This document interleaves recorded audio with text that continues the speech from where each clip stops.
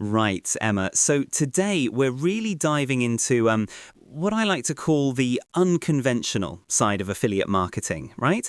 It's about moving beyond what everyone else is doing. You know, the typical SEO, PPC, same old strategies.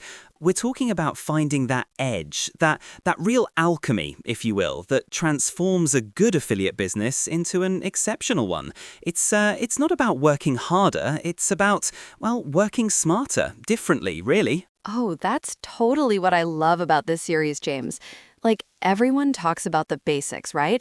But what does unconventional truly mean for someone who's, maybe they're just starting out, or even like a seasoned pro who's feeling a bit stuck? Is it about obscure tactics or more of a mindset shift? I'm curious, what's the core idea we're kicking off with today? I'm really excited to hear about this, honestly. It's absolutely both, Emma, really. It's about a mindset shift, first and foremost, seeing opportunities where others just see saturation. But it also involves, well, implementing actual tangible tactics that many just overlook, thinking they're too niche or too much effort. The thing is, they often have a much higher ROI because fewer people are competing for them, right?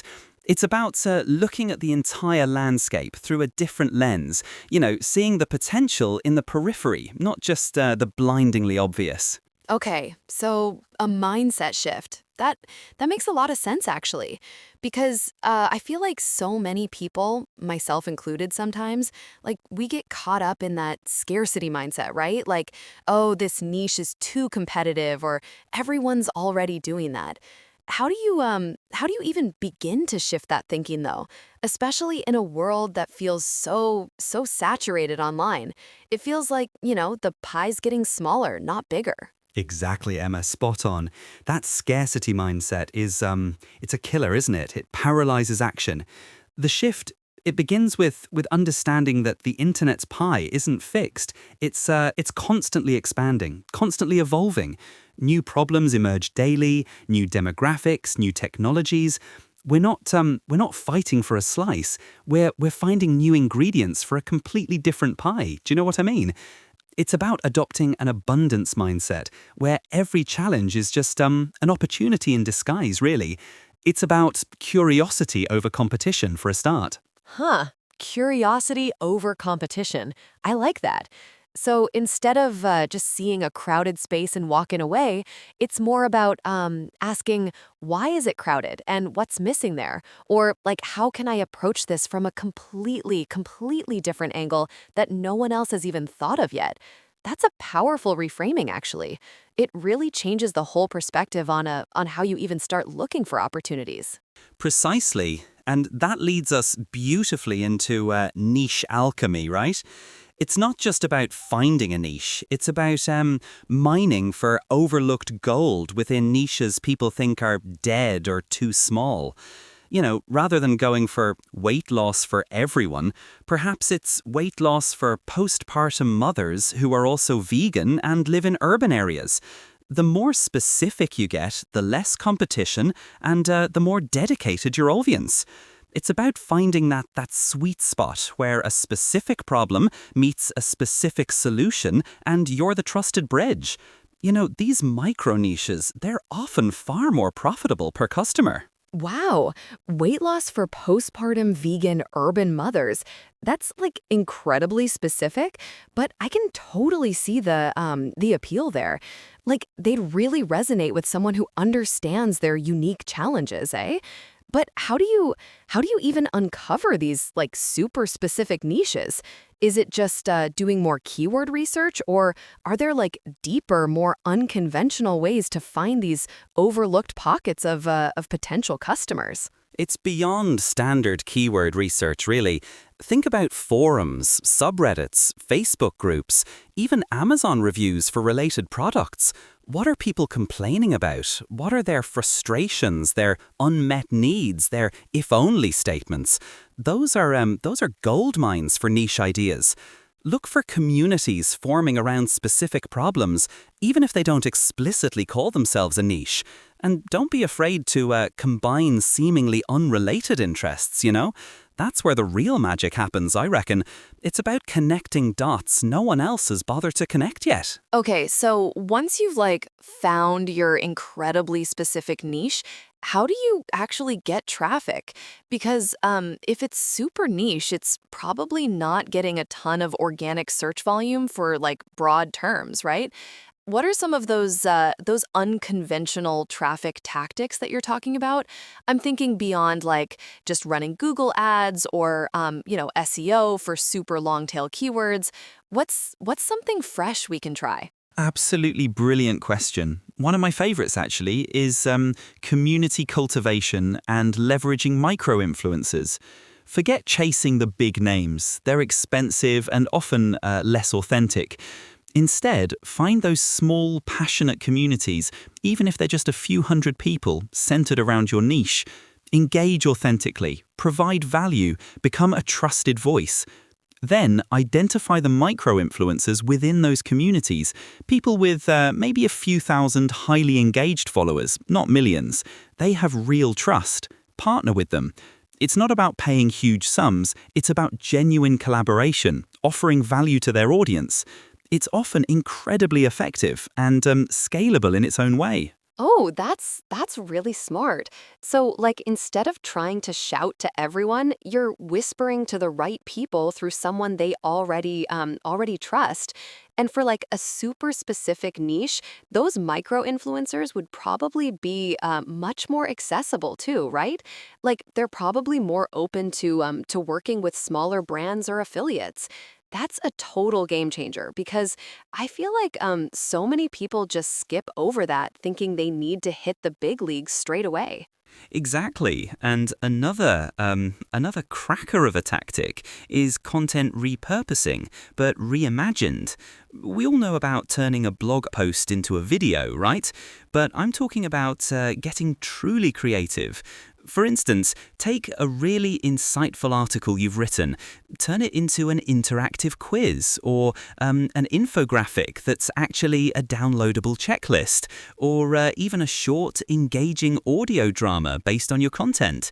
Think about creating dark content, highly valuable, niche-specific content that you only promote in very specific, targeted groups, rather than putting it out to the whole world. It creates exclusivity, draws in the right audience, and often has much higher conversion rates because it feels tailored, you know? Whoa, dark content and audio drama from a blog post. That's pretty out there. But I can see how that would totally stand out. Like an interactive quiz or a downloadable checklist, that makes a ton of sense because it's providing immediate value and engaging people in a way that just reading text doesn't always do. So it's not just about changing the format, but actually making it more interactive and tailored to the consumption habits of that specific niche you found. Spot on, Emma. It's about meeting your audience where they are, in the format they prefer, with an experience that feels bespoke. A busy parent in our vegan urban mother niche, for example, might not have time to read a 2,000-word article, but they might certainly engage with a 5-minute audio snippet during their commute, or a quick interactive quiz they can do while the little one's napping, right? It's about utility and engagement, really. It's about providing genuine utility in a novel package that cuts through the noise. That's the key. That's where the traffic flows naturally. Okay, so we've got the mindset, we've found the niche, and we're getting some cool unconventional traffic. Now, let's talk conversion, James, because getting people to click is one thing, but getting them to actually buy, that's the real challenge, eh? Are there any advanced or unconventional psychological triggers beyond just, limited time offers or scarcity? I feel like people are getting a bit numb to those now. You're absolutely right, Emma. The traditional scarcity and urgency tactics, they're losing their punch, aren't they? One incredibly powerful yet often misapplied psychological trigger is social proof but revisited. Instead of just displaying a number of sales, think about showcasing social proof of transformation. Not just X people bought this, but X people achieved Y result after buying this. Use detailed case studies, video testimonials showing genuine emotion, before and after scenarios that highlight the change achieved, not just the purchase. It taps into aspiration and mitigates risk far more effectively than a mere quantity counter, you know? People want to see themselves in the success story. Oh, that's a total paradigm shift from like basic testimonials. Social proof of transformation. I love that. So it's about making it less about the product and more about the actual outcome, the journey the customer takes. And I guess for like those super niche products, those transformations would be even more relatable for the target audience because they'd see someone just like them. That's really powerful. It connects on a much deeper, more emotional level than just saying 100 people bought this. It's like 100 people are now living their best life because of this. Precisely, and building on that, another powerful but underused psychological lever is anticipation combined with novelty. Think about Apple product launches, right? They build immense hype months in advance. You can do that on a smaller scale. For a new affiliate offer, instead of just dropping a link, create a pre-launch phase. Offer a highly exclusive piece of content or early bird access to a webinar related to the product, or even a waitlist for a bonus you've created. The novelty of being first or in the know triggers a dopamine response, and the anticipation makes the actual offer far more desirable when it finally arrives. It's about creating a story around the launch, really. That's actually brilliant. Like for affiliates, we often just get a link and push it. But creating that like pre-launch buzz, building up the excitement, that feels a lot more impactful, eh? Like you're not just selling a product, you're selling an experience or access to something special. And for like my niche of tech reviews, people are always looking for the next big thing. So that novelty factor would totally work. How long would you recommend like a pre-launch phase to be typically? It varies, of course, depending on the product, but usually a week to 10 days is a good sweet spot.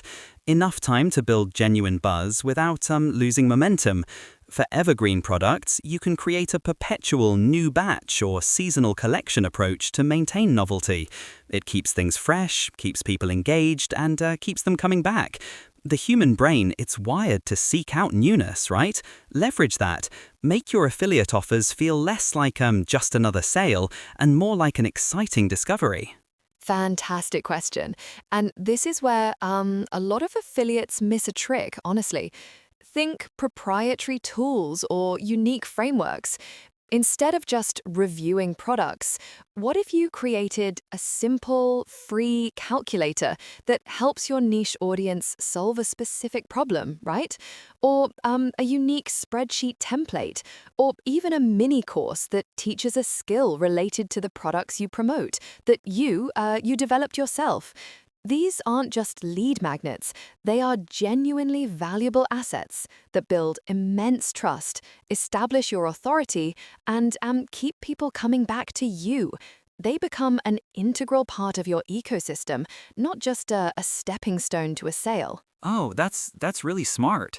So, like, if I was in the project management software niche, instead of just comparing Notion to ClickUp, I could create my own ultimate project workflow template that people could download and use. And then I'd probably have affiliate links within that template or recommend tools to use with it. That totally makes sense because it adds value even before they click a link. And it's something that only I can offer, which builds that unique brand identity. Precisely. And expanding on that, another powerful asset is a self-sustaining community. Not just a Facebook group you occasionally post in, but a vibrant, engaged community where people genuinely help each other, share ideas, and find solutions. This could be a private forum, a Discord server, or even a moderated Telegram group. When people feel a sense of belonging and derive value from their peers within your ecosystem, your influence becomes incredibly sticky. You become the hub. The community itself becomes a powerful asset, generating user-generated content, fostering loyalty, and providing invaluable feedback for your strategies. It's a living, breathing asset, really. That's actually a really big one that I think a lot of affiliates miss. We tend to think of it as like a one-way street, right? Like we put out content, they click. But creating that two-way street where people are interacting with each other totally makes them more invested in what you're doing. And it also it gives you direct access to their pain points, what they're looking for, which is just like invaluable feedback for finding new affiliate products or content ideas. So it's not just a place for discussion, but also like a market research goldmine, eh? Absolutely. It's a phenomenal feedback loop and an incredibly powerful retention tool. A strong community significantly reduces churn and increases the lifetime value of your audience. When people are emotionally invested, they're not just customers, they're advocates. And advocates, Emma, they do your marketing for you. They spread the word, they defend your brand, and they're far more likely to convert on your recommendations because they trust the ecosystem you've built, not just a single review or recommendation. It's truly a long-term play, but the dividends are substantial. So, with all these unconventional strategies and asset building, how do we make sure we're doing it like ethically and sustainably? Because sometimes unconventional can border on like shady if you're not careful, right? How do you maintain that long-term vision while still generating those shorter-term gains we all need as affiliates? It feels like a tricky balance sometimes, eh? A crucial point, Emma, and one I feel very strongly about. Ethical scaling, it's paramount for long-term success. Unconventional should never mean unethical. It means creative, innovative, but always with integrity. Focus on genuine value. Only promote products you truly believe in, that you'd use yourself, right? Be transparent with your affiliate disclosures. The long-term vision means building a reputation, building trust, and avoiding anything that would erode that for a quick buck. Short-term gains can come from optimizing your funnel, refining your messaging, but never at the expense of your audience's trust. Think about the legacy you're building, not just next month's commission check. That's so true because once you lose trust, it's incredibly hard to get it back, especially online, right? So it's about like always putting the audience first, making sure what you're recommending actually helps them, and being upfront about everything. I guess that's why building those assets, like a community or a unique tool, is so important too, because they're intrinsically valuable, regardless of whether someone clicks an affiliate link right away. It's like building a relationship, not just pushing a product. Absolutely. A relationship is key. And speaking of long-term, future-proofing your affiliate business is another critical, unconventional angle. The online landscape, it's always changing, isn't it? Algorithms shift, platforms evolve, new technologies emerge. So adaptability isn't just a buzzword, it's a survival strategy. This means continuous learning, always being curious, right? Experimenting with new platforms, new content formats, even if they seem niche. Don't put all your eggs in one basket, platform-wise. Diversify your traffic sources, your content types, and even your affiliate programs. It's about building a resilient business that can weather any storm, you know? Never get too comfortable with what works now. That makes total sense. Like, if you're too reliant on, say, one social media platform or one specific affiliate program, you're always just one algorithm change away from, like, losing everything. So it's about having that flexibility, that constant openness to trying new things. And I guess also, like, not just following the trends, but trying to anticipate them or even create your own, using those unconventional methods we talked about earlier. It's like stay ahead of the curve instead of always playing catch up, eh? Spot on. Be a trend setter, not just a trend follower. And part of that is really listening to your audience, getting involved in industry conversations, and just generally staying informed. Don't be afraid to pivot, to evolve. The truly successful affiliates aren't the ones who cling to what worked 5 years ago. They're the ones who are constantly reinventing, iterating, and embracing change. That continuous learning, that adaptability, that's the ultimate future-proofing strategy for an affiliate business, I reckon. It's a marathon, not a sprint, this game. Wow, James, this has been like jam-packed with so many really thought-provoking ideas, from the mindset shifts to the super specific niche hunting, and then like all those unconventional traffic and conversion tactics, and building long-term assets. If someone's listening right now and they're feeling a bit overwhelmed, what's like the one or two core actionable steps you'd recommend they take right after this episode to start implementing some of this affiliate alchemy? Right, brilliant. So, if I had to pick just a couple, I'd say first, go back to your current niche or one you're considering and apply that niche alchemy lens. Dig deeper, find those micro communities, those specific problems no one else is addressing. Don't just accept the obvious. And secondly, pick one unconventional traffic tactic we discussed today, perhaps exploring micro-influencer partnerships or reimagining a piece of your existing content into an interactive tool, and commit to implementing it this week. Don't overthink it, just get it done. The biggest barrier is always inaction, isn't it? Experiment, learn, adapt. That's the alchemy, Emma. That's the real golden key. I love that. Start with the niche, dig deeper, and then pick one new traffic tactic to try out this week. That feels totally actionable. It's not about like doing everything all at once, but just taking that first, slightly unconventional step. And honestly, James, I think that's what's going to really differentiate the successful affiliates from everyone else in the long run. Thanks for sharing all these amazing insights today.